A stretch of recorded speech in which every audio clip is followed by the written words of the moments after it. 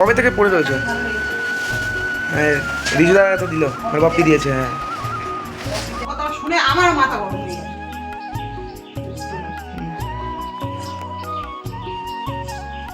ঢোকো না। ওই কটা ভাত নিয়েছো?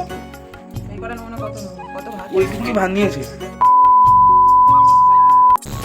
সকাল সকাল এতটা পরিমাণে মাথা গরম হয়ে গেল, আর যে কারণে কিন্তু সারা দিনটাই আমার যেন খারাপ গেল। সো হ্যালো এভরিওয়ান, আমি টুম্পা, আমার নতুন আরও একটা ব্লগে তোমাদের সবাইকে ওয়েলকাম। আশা করছি ওদিকে তোমরা সবাই বেশ ভালো আছো। এদিকে তোমাদের ভালোবাসার আশীর্বাদে আমাদের এক একটা দিন কিন্তু বেশ ভালোই কাটছে।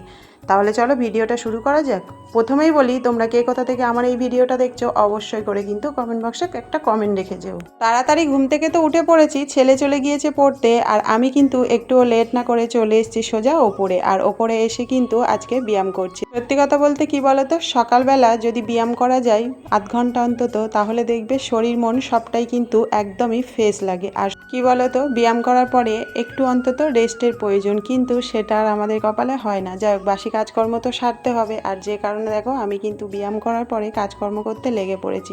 সত্যি কথা বলতে প্রত্যেক দিন আমি তো নাইটি পরেই ব্যায়াম করি, তোমরা দেখেছো। যেহেতু কালকেরে আমি হচ্ছে প্যান্ট আর গেঞ্জিটা পরেছিলাম, তাই আজকে ব্যায়াম করতে কিন্তু অনেকটাই সুবিধে হয়েছিল। যাই হোক, বাসি কাজকর্ম মোটামুটি দেখো তোমাদের সঙ্গে গল্প করতে করতে আমার তো কমপ্লিট হয়ে গেল, আর তারপরে স্নান করেই চলে এসেছি। আর এসেই দেখো আমি কিন্তু বকবক করতে শুরু করে দিয়েছি। আসলে ছেলের মুখ থেকে কিছু কথা শুনে এতটাই মাথা গরম হয়ে গেল, যে কারণে নিজেকে আর সামলাতে পারলাম না, যে কারণে হচ্ছে উল্টো পাল্টা বকতে শুরু করে দিলাম। আর সত্যি কথা বলতে কি জানো তো, আমার না মাথা গরম হয়ে গেলে আমি না কাকে বলছি কি বলছি সেটা একদমই মাথা কাজ করে না আর কি, কিন্তু পরে খুব মনটা না খারাপ লাগে আর কি। যাই হোক, এদিকে দেখো মাথা তো গরম হয়ে গিয়েছে, তাই রাগ ভরে ঘরে বসে পড়েছি পুজো করতে। আর তোমরা তো জানো আমার গোপু সোনাকে ঘুম থেকে তুলে একটু আদর না করলে আমার একদমই ভালো লাগে না। তার তোমাদের দাদাভাই আমার আসার আগে সমস্ত কিছু কিন্তু জোগাড়জান্তি করে রেখে গিয়েছে। আর যেহেতু আজকের বৃহস্পতিবার, সত্যি কথা বলতে কাজ ছেড়ে পুজো করতে করতে আমার প্রায় না 11:30 বেজে গিয়েছিল, মানে অনেকটাই প্রায় লেট হয়ে গিয়েছে। যাই হোক, তাড়াহুড়ো করে তো পুজো করে নিলাম। আর সকালে যেহেতু ব্যায়াম করেছি না, খুবই গলা শুকিয়ে গিয়েছিল, আর খুবই মানে একটা কি বলো তো কষ্ট হচ্ছিল। ওই জন্য দেখো আমি পুজো করতে করতে ছেলে দেখিয়ে দিকে চা বসিয়ে দিয়েছে। আর তোমাদেরকে অনেক অনেক ধন্যবাদ, তোমরা যে আমার ছেলের ভিডিও দেখতে এতটা পছন্দ করো। অনেক দিদিভাইরা আমাকে কমেন্ট করো আর কি, তোমরা যে তোমার ছেলে কি ভালো, তোমার ছেলে কত কথা শোনে, তোমার জন্য চা রেডি করে রাখে। সত্যি বলতে তোমরা যখন এই কমেন্টগুলো করো না, আমার না ভীষণ ভালো লাগে যে আমার ছেলেকেও তোমরা অনেকটা পরিমাণে ভালোবাসা দাও।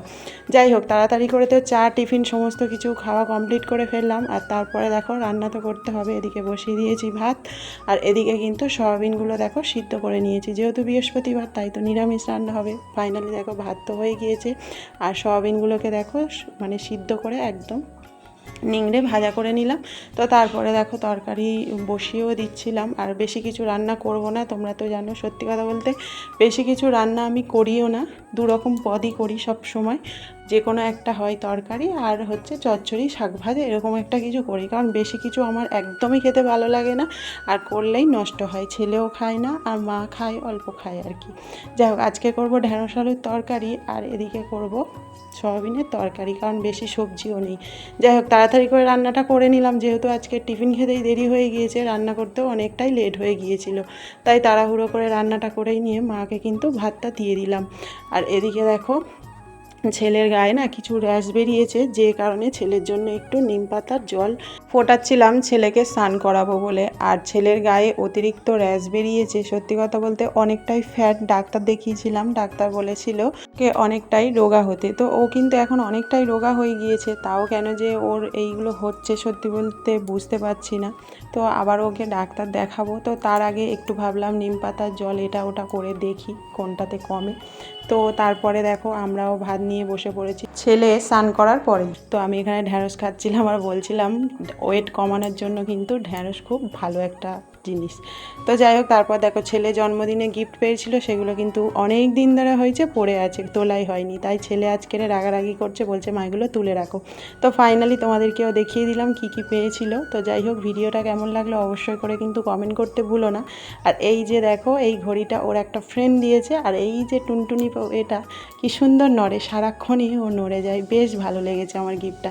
যাই হোক, ভিডিওটা কেমন লাগলো কমেন্ট করতে ভুলো না। দেখা হচ্ছে পরের ভিডিওতে। টাটা, সবাই ভালো থেকো।